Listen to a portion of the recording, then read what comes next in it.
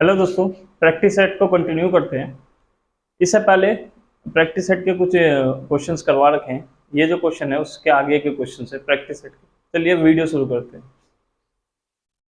ए और बी किसी काम को 12 दिन में करते हैं, बी और सी उस काम को 15 दिन में, और सी और ए उस काम को 20 दिन में करते हैं। ए अकेला उस कार्य को कितने दिनों में कर सकता है? तो पहला क्वेश्चन ए लिखा, ए और बी किसी काम को 12 दिनों में, बी और सी उस काम को 15 दिनों में, सी और ए उसी काम को 20 दिनों में करते हैं। मैंने आपको टाइम एंड वर्क के चैप्टर में एक चीज बताई थी आपको कि जब भी आपको टाइम एंड वर्क का क्वेश्चन करना है तो आपको एलसीएम लेना आना चाहिए। अगर आपने एलसीएम लेना आपको आता है तो आप इजीली इस क्वेश्चन को सॉल्व कर सकते हैं। तो देखिए इसका एलसीएम लीजिए। सबसे पहले तो एक ऐसा नंबर मान लो जो तीनों डिवाइड हो जाए उससे, मतलब तीनों के पहाड़े में वो नंबर, तो 60 मान लो। 12 के पहाड़े में भी आता है, 15 के पहाड़े में भी आता है और 20 के पहाड़े में भी आता है। तो 12 के पहाड़े में 5 बार में आएगा, 15 के पहाड़े में 4 बार में, 20 के पहाड़े में 3 बार में। क्वेश्चन किसका पूछा? ए का। ए अकेला उस कार्य को कितने दिनों में करेगा? जब भी अकेले की बात आ जाए और दो दो की व्यक्ति की वैल्यू दे जाए तो आपको क्या करना है? सबसे पहले देखना ए किस किस में है।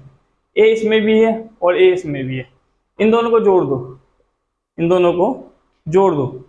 तो 5 और 3 8 हो गए, और जिसमें ए नहीं है उसको घटा दो। 8 में से 4 गया तो 4। एक बार और समझ लो इसको। जिसका निकालना है सबसे पहले वो देखना है किस किस में आ रहा है। अगर ए इसमें भी आ रहा है, इसमें भी, जिसमें आ रहा है उनको ऐड कर दो और जिसमें नहीं आ रहा उसे घटा देना। तो 5 और 3 कितने होते हैं? 8। 8 में से 4 घटा दोगे तो क्या आ जाएगा? 4 आ जाएगा। तो 60 ये रहा, और इसमें से 4 घटा दो, 4 बच गया होगा। काटो इसको। 15 दिन। लेकिन ये आपका आंसर नहीं होगा। रीजन ये है क्योंकि ए जब आपने इन दोनों को प्लस करा होगा तो डबल हो गया होगा, इसलिए आंसर आने वाले आंसर को भी आपको डबल करना पड़ेगा, तो 30 दिन आ जाएगा। ठीक है, आशा करता हूँ क्वेश्चन आपको समझ में आ गया होगा।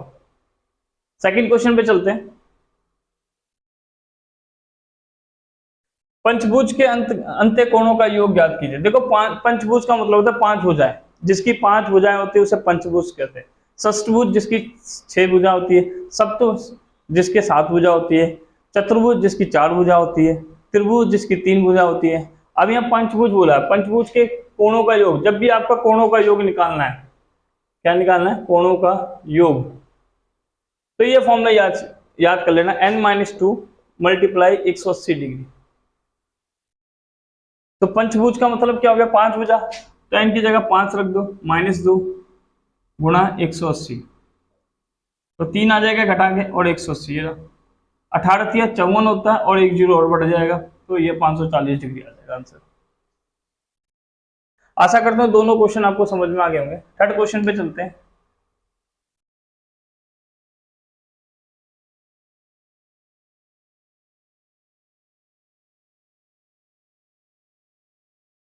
देखिए थर्ड क्वेश्चन क्या कह रहा है? √3 क्यूब √3 क्यूब 4, पावर क्या है इसकी? 1/4 कहते हैं इसे, 5 है। क्या आरोही क्रम में लिखो। आरोही क्रम का मतलब क्या होता है? बढ़ते क्रम में लिखना है आपको। क्या करना है आपको? बढ़ते क्रम में लिखना है। तीसरा क्वेश्चन आपके पास है √3 को मैं ऐसे लिख सकता हूं, ठीक है, √3 को मैं ऐसे लिख सकता हूं। फिर उसके बाद क्या है?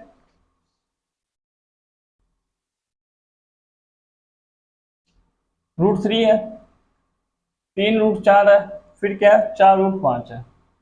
अब इसको सेट करके लिखो। इसको 3 की पावर 1/2 लिख सकता हूँ, इसे 4 की पावर 1/3 लिख सकता हूँ, इसे 5 की पावर 1/4 लिख सकता हूँ।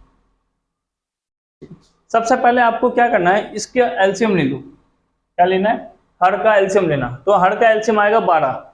जब 12 आएगा तो 12 से गुना कर दो तीनों में, 12 से गुना कर दो तीनों में। क्या करना है आपको? 12 से गुना करना है आपको, तीनों में कर देना गुना।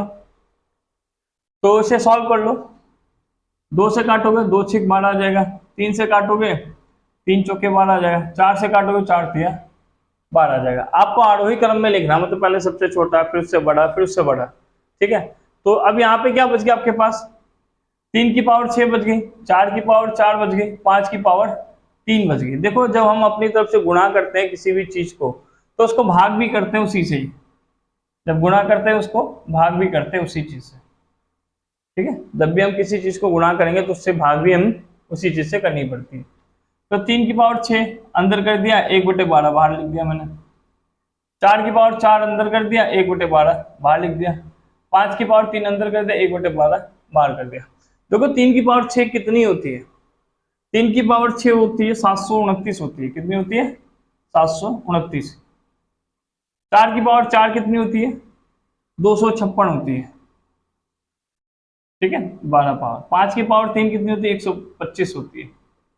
अब ध्यान से देखो, सेम पावर है, कोई दिक्कत नहीं है। सबसे छोटी वैल्यू कौन सी है? ये वाली, तो ये पहले लिख दूं। इससे बड़ी कौन सी है? ये वाली इससे बड़ी है, तो ये इसके पीछे लिख दो। फिर इससे बड़ी कौन सी है? 729 √3 है इसकी बड़ी, तो ये आपका आंसर हो जाएगा।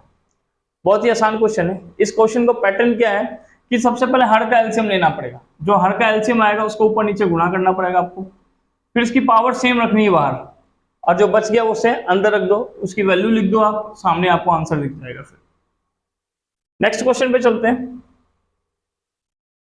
यदि किसी वस्तु का क्रय मूल्य उसके विक्रय मूल्य का 3/2 है, किसी वस्तु का क्रय मूल्य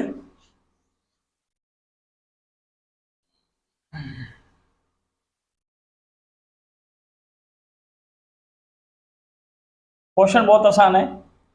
किसी वस्तु का क्रय मूल्य उसके विक्रय मूल्य के 3/2 के बराबर है। क्रय मूल्य का मतलब सीपी है, जो सीपी है वो क्या है? उसके विक्रय मूल्य के, सीपी है जो उसके विक्रय मूल्य के, विक्रय मूल्य का मतलब क्या होता है? एसपी का 3/2 है। यही कह रहा है ना क्वेश्चन में। मल्टीप्लाई में एसपी, यहाँ आएगा तो डिवाइड में हो जाएगा एसपी, 3/2 आ गया। ये क्वेश्चन नंबर 4 है। तो देखो सीपी कितना? 3 रुपए, एसपी कितना है? 2 रुपए, मतलब 3 रुपए का माल है, 2 रुपए में बेच रहा है। तो जाहिर सी बात है 3 रुपए का माल है, अगर 2 रुपए में बेचता है तो उसको नुकसान हो रहा होगा। तो नुकसान हो रहा है कितने रुपए का? हो रहा है 1 रुपए का। बट्टे में हमेशा सीपी आता है और गुणा 100 आता है, तो 100/3 हो जाएगा। इसे डिवाइड कर दो, 3×9, 3×9, 1/3% की उसको हानि हो रही है। क्या हो रही है? हानि हो रही है। हमेशा याद रख लेना कि क्या नाम है, डिवाइड करेंगे 100/3 और हानि हानि हो रही है, तो इसलिए मैंने इसका सिंबल नीचे की तरफ रख दिया है। और आपको याद रखने वाली चीज ये है कि आपको जब भी लॉस परसेंटेज निकालना है तो फॉर्मूला इसका याद रखना, आपको लॉस बटे में सीपी आता है हमेशा। ये इसका फॉर्मूला होता है लॉस परसेंटेज का। नेक्स्ट क्वेश्चन में चलते हैं, फिफ्थ वाले पे। एचसीएफ निकालना है 14/33, 42/55 और 21/22 का। इसका आपको एचसीएफ निकालना है।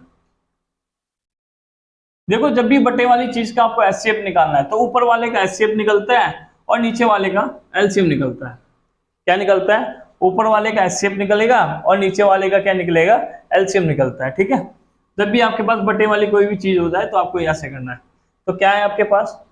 14/33 है, 42/55 है, फिर 21/22 है। तो ऊपर वाले का सबसे पहले आपको एचसीएफ निकालना पड़ेगा। देखो 14 का फैक्टर ले लो, 2 7 आ जाएगा। 42 का फैक्टर लोगे 2 से 21, फिर 3 से 7 आ जाएगा। 21 का लोगे फैक्टर 3 से करोगे तो 7 है। देखो 7 कॉमन है सब में, तो एचसीएफ क्या आ गया? 7 हो गया। अब नीचे वालों को एलसीएम लेना पड़ता है, तो एलसीएम कैसे लेते हैं? सीधा एक तरफा ले लो, एक में ही ले लो सारे। तो सबसे पहले 11 से कर दो, 11 33, 11×5 = 55, 11×2 = 22।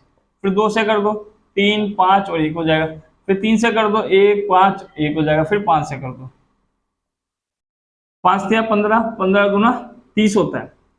30 को 11 से गुणा कर दो, 30 को 11 से, 30 धाम 300 और 30 और जोड़ दो तो 330 हो जाएगा इसका आंसर। ये था fifth number question, fifth number question था, 5वां क्वेश्चन था। अब छठे क्वेश्चन पे चलते हैं। कहता है 7+ में 2√10 का वर्गमूल क्या होगा? आशा करते क्वेश्चन समझ में आ गया होगा।